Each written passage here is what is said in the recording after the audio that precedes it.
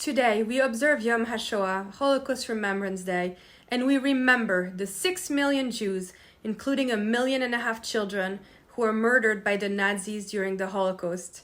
Targeted civilian populations were killed in a deliberate way by the Nazi ideology that saw them unworthy of living and a threat to the racial purity of the so-called Aryan race.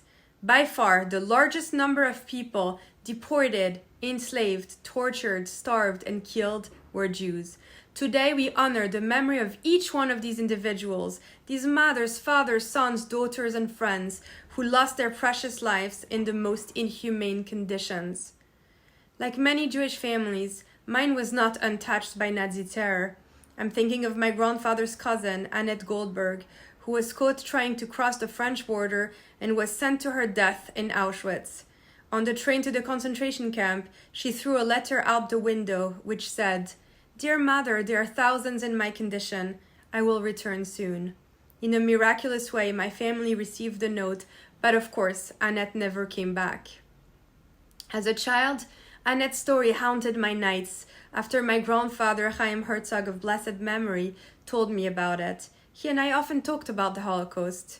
As a young British officer, he was one of 1.5 million Jewish soldiers who fought during World War II. He was part of one of the first Allied divisions to cross the German border in the West, and one of the first soldiers to enter the Bergen-Belsen concentration camp in April 1945. He often recalled how deeply it had affected him to walk among survivors who were mere skeletons and tell them that he was a Jew who had come to rescue them. As he would tell us, nobody who saw those terrifying scenes will ever forget them. The Holocaust caused the erasure of much of Jewish life in Europe. 2 out of every 3 Jews who lived in Europe before the war were killed. The lucky ones became refugees or survived in hiding. As we lose more and more Holocaust survivors each year, the very meaning of never forget becomes even more crucial. It's our responsibility to convey the memory of the Holocaust and to continue to tell the survivors' stories from one generation to the other. We have a moral imperative to honor the memory of the victims of the Holocaust.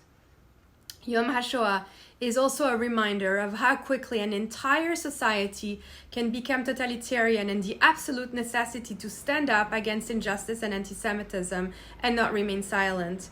May the memories of all the victims be for a blessing, and may we make sure every single day that we honor them and amplify the light they left in the world.